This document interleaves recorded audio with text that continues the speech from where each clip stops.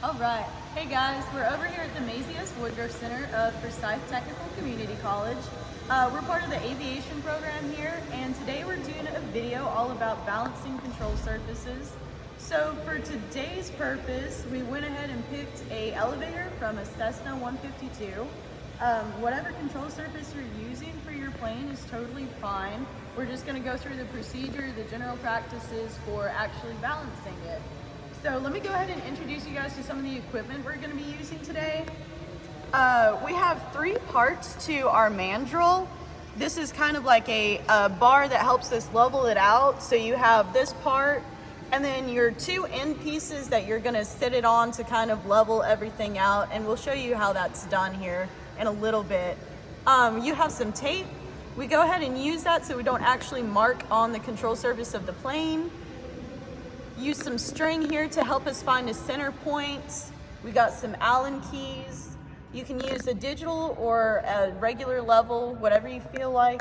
A couple of rulers. You do need two different ones, one on each side of your control surface so we can measure and find center points of each side.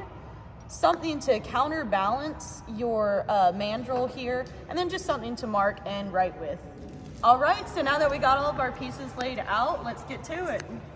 All right, guys, so we're gonna start by taking our measurements here. We got some string. It might be hard to see against our control surface, but just bear with me here. Basically what we're doing is we're using the hinge points of our elevator as a center point, and this is what we're measuring along. So we're holding one piece of the string, one end of it, at the very end of this elevator hinge point, and we've got it stretched taut across our control surface all the way to the other hinge point. So the main purpose of this string is just to make sure you have a nice flat measurement. If you were to hold, your meter stick or whatever it may be across the surface, you get some curvature and it may change it. So as long as you have your string, you get a pretty accurate measurement. We already went ahead and we put tape down. We found our center point for the purpose of the video for you guys. It's easy to put tape down and then you don't have to worry about marking on your plane, your control surfaces. So if you just, want to put a piece of tape down, something that contrasts nicely with a pen, and it's easy to take it right off without ruining any of your paint or finish. And we went ahead and marked our center points here, which, just take your total length of that string and divide it by 2 and get a center point for each side of your control surface. All right, guys. So the first thing we're gonna do over here is just move our control surface to where a slight edge is kind of hanging off the table. When you're using this guy, you do have to be able to let it actually balance in the air and not be stopped by a table or whatever surface you're measuring on. So we went ahead and found the center point as far as lengthwise with our string measurement there. Another important point of reference is going to be basically you kind of eyeball. If you were to splice this open, there's going to be kind of a center point that you would have down here too. So since this edge is obviously taller than my trailing edge over here, you have to kind of decide a little bit of a middle point here, as if there were a string being pulled taut from this point to one here, and you want it to stay straight and level. So just kind of keep that little reference point in mind, and we'll explain where that comes into play here in just a second. For the intents of this video, we're calling this a mandrel arm or beam. We'll just go with that. I'm gonna have Lexi, she's gonna hold this part for me. It's nice to have somebody help with this because it's a little bit tricky. We'll call this the Pac-Man mouth. So go ahead and line up Pac-Man with the center line that you made according to your length measurement, okay? So this guy's gonna go here. Now, this other end of your arm, it's very important that it goes exactly along the center line that is the center point, the middle point to those two hinge pieces, where this hinges onto your airplane. So if this thing is slightly diagonal from my point to Lexi's point, that's okay. But our important points of reference are that the stable arm, the non-moving point of axis right here is directly on that middle line between our hinges. And my point, this little movable Pac-Man guy, he's gonna be directly on the center line of our length. All right, so our Allen key comes into play. You basically just use it to adjust. Go ahead and come over here a little bit with that guy. There's a screw on the back, or a bolt, and we just adjusted it kind of prior to the video, so you don't have to bother watching me play with it for too long. But you can loosen this guy up, and this swings freely on an axis to where you get it so that these 2 points are snug, and there's not a gap between the corner of this mouth and your trailing edge here. So now that we have it kind of set up as far as that goes, the next important point that's really critical to your balance and measurement here is going to be making sure that my part of the level, or the mandrel arm we're calling it, is level with Lexi's part of the arm down here. So remember the point of reference we made when we said, let's pretend we're pulling a string taut between our trailing edge and our leading edge. The middle of this leading edge is just about the center, directly across from my trailing edge. So what we're gonna do, I'm gonna see how far I have to go between my leading edge and the mandrel arm here. I'm gonna let Lexi know what my measurement is on that. And I have just about exactly 2 inches. So since my measurement is 2 inches from the surface to the arm, I want to make sure that Lexi has the same measurement down there, and we'll adjust accordingly.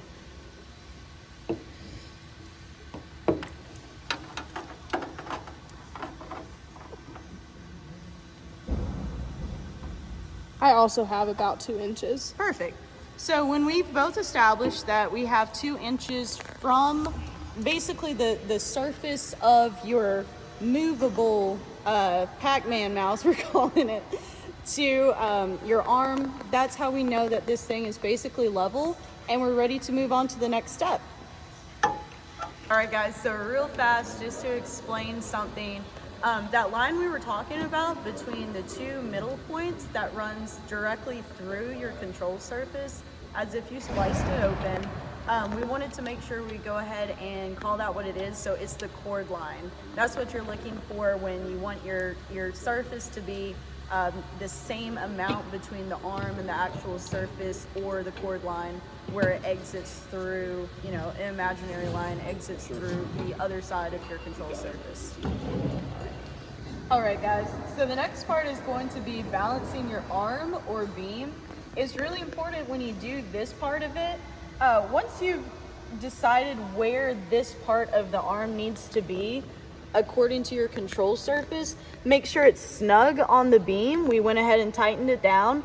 Don't hold it by this and try not to move it. It's really important that it stays on that part of its lever arm from the fulcrum, because that's what's going to determine what we're trying to balance against.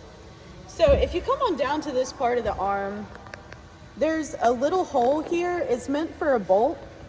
So we went ahead and just dug through our toolboxes, and we found us a little bolt that fits in it. And this part is this super technical part where you just find whatever you can find and counterbalance what it is on that other end of your lever arm. So what we ended up finding was a socket and some washers and a bolt, but if it works, it works. So we went ahead and just put this guy on here. And what you're looking for, really, the important part of it is just that if you're setting the fulcrum down, make sure that it's on a flat surface over here. So this little guy on our arm is the fulcrum. It's going to be on a flat surface, and have your friend at the other end to make sure you're not messing up the arm that you had to set. We're going to get this guy secured. And then basically what you're looking for is that each end is in open space. It's not resting on anything. And you really want it to be able to maintain its own balance without either of you or anything else touching it. So we're going to kind of finagle it a little bit, and you really just want to make sure it can kind of set on its own on that fulcrum. All right, guys, so now that we got the arm / beam all set and ready to go, the next part is to get your control surface up on the mandrel. So we have either end of our mandrel over here. You can tell that it kind of tapers towards one end or the other, and that's kind of where you want to set your hinge points, because that's that axis that it's going to rotate around, and that's how you determine balance. The more tapered place that you put it, the easier it is to be more specific with exactly how balanced you got it. So I have it over here on one hinge point, and Lexi down here has her part of the mandrel at the other hinge point, where this connects to our plane, and it works around that axis of rotation there. So now that we got this part on here, we're going to go ahead and balance it with our beam. All right, so after you have your beam balanced, what you do is you go ahead, we put this guy up here. Again, do not touch any of the moving surfaces of your beam. Make sure that your bolts are tight. You haven't moved that, because that will throw the balance off. Go ahead and level your level out on a flat surface. If you're working with a digital level, make sure it's pre-calibrated to 0.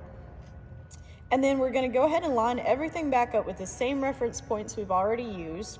So our little Pac-Man mouth is going to go on the center line here as far as lengthwise. We've got it on the center. The fulcrum of the beam ends up going again on that middle line as far as from hinge to hinge. It's in the middle of the radius of each of those hinge points. And then we have a counterweight that we went ahead and added, because that's what you have to use, and it gives you your number. You keep the weights down there at the other end of that lever arm, and then you kind of just have everything set up like this, and it's a whole lot of finagling to just like the weight at a doctor's office on that scale. You just back and forth, tiny movements. And at the end of the day, this needs to equal 0. You want to be completely flat and level. It should stay there independently without anyone or anything mobilizing it, or immobilizing it, I should say. And you want to make sure you have it set, because this guy's removable. One side doesn't have a line. Make sure you put it on there so that your line points to exactly what measurement you end up taking, because that's what you're going to use here in our next step. So once we've moved back and forth and this guy is sitting, our control surface is independently sitting at a completely level situation, go ahead and take that reading and mark that down, and we'll go through that in our next step. All right, guys, so when you get that number off of your beam, whatever number you landed on with your white stripe here, that's what you're going to put down in your logbook for that particular control surface. You can refer to your manual for your particular aircraft to see if you're within limits, if you're out of limits, whatever the case may be.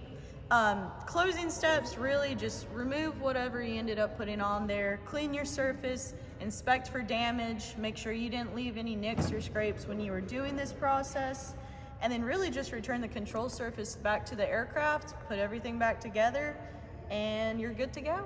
Thanks.